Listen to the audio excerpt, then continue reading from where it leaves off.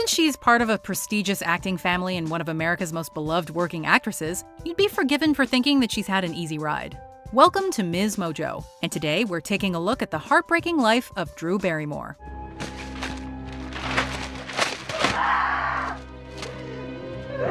For this video, we're looking at the early life and career of Drew Barrymore, and how she came out the other side stronger than ever.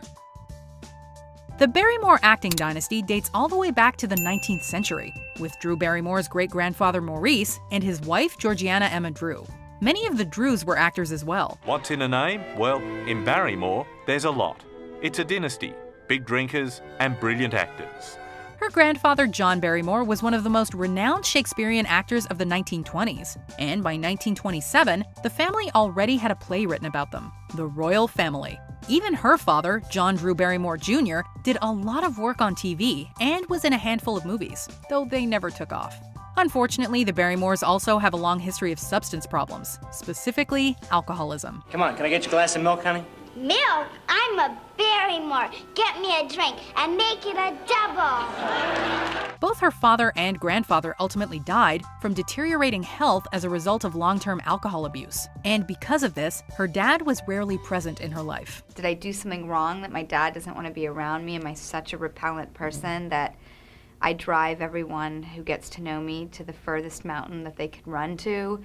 And I still question that sometimes. Her first acting role came when she was only 11 months old, when she appeared in a commercial for Gaines Burger's dog food alongside a puppy. And even at this age, she was praised for her performance. Her father was already out of her life after numerous arrests for domestic abuse and drug possession. And by the time she got her big break in E.T., her mother Jade was her primary carer. She landed the role of Gertie after impressing Steven Spielberg in an audition for Poltergeist. Well, first he interviewed me for Poltergeist. Poltergeist. Mm-hmm. And actually, I didn't want to do that movie because it was kind of scary. He didn't feel like she was right for Poltergeist, but made good on his promise to see her for something else. And she ended up giving a winning performance in what became the highest-grossing movie of the 1980s.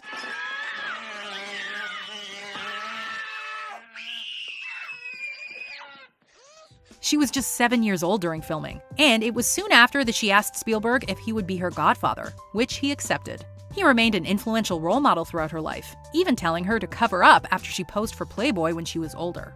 But her sudden rise to fame was bad news. Her mother loved the limelight, and rather than making sure her daughter went through school to get a good education, she started partying and taking Drew with her. You just can't stand that the whole world is going to know the truth. About what?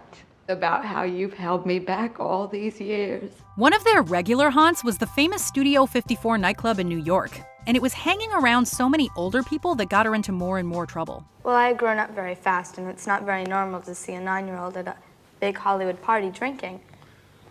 And it looks a little weird, and people were laughing and just saying, you know, I dare you to do this, and I did. By age 9, she'd had her first drink of alcohol. By 10, she'd smoked marijuana, and by 12, she was addicted to cocaine.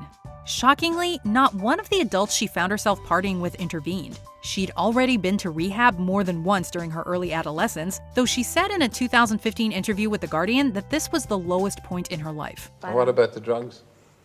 That started when I was around 10 and 11, and 10. Who gave you your first drug, for goodness sake? As I said then, they were friends, but they weren't really friends. She was 13 when she was institutionalized in a mental facility for 18 months, and traumatic as this was, it gave her the chance to finally get clean. By 1989, she was already speaking to the press about her life to try and help other young people struggling with substance abuse, giving a candid interview to People magazine. It was while she was institutionalized that the medical professionals treating her suggested legal emancipation, so she could get away from the emotional abuse of her mother. Despite only being 14, everyone agreed that she would fare much better on her own than if she was still dependent on her parents. When she was 15, she was back in Hollywood living in a rundown apartment working in the service industry, already a washed-up actress who'd been through it all. After all that, you may think that she's never had anything to do with either of her parents, but this is not the case. Though she was estranged from him for most of her life, she provided a home for her father and paid for all his cancer treatment before his death in 2004. And she still keeps in touch with and maintains a relationship with her mother. I better check on Mother and the cats. She's a lot of fun. I hope she doesn't die. By 16, she was sober and had already written her first memoir, Little Girl Lost, and was beginning to get into acting again.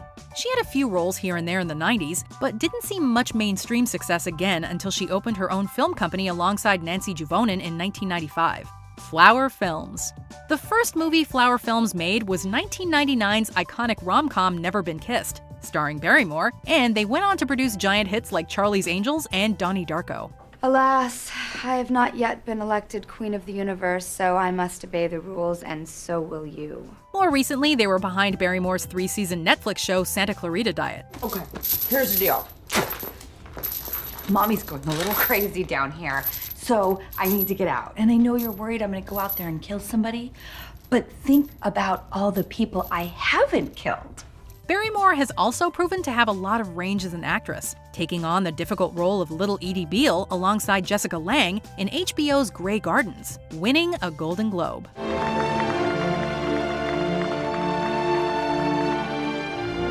Before we continue, be sure to subscribe to our channel and ring the bell to get notified about our latest videos. You have the option to be notified for occasional videos or all of them. If you're on your phone, make sure you go into your settings and switch on notifications.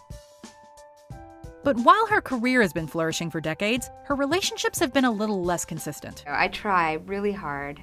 Relationships take a lot of work. Do they ever? Oh my God, family, friends, and lovers. I think it probably takes most of your energy in this life, but it's so worth it. She was engaged to Leland Hayward, another member of a Hollywood dynasty, when she was 16 in 1991. And just a year later, she was engaged to Jamie Walters. They were two of the most beautiful, physically and really, really adorable people. And I did think they would be a good match. And they really did hit it off. In addition to rocky relationships with Eric Erlandson, Fabrizio Moretti, and Justin Long, she got married multiple times. After a short-lived matrimony to a bar owner in 1994, she wed comedian Tom Green in 1999. And then in 2012, she married Will Kopelman, with whom she has 2 daughters.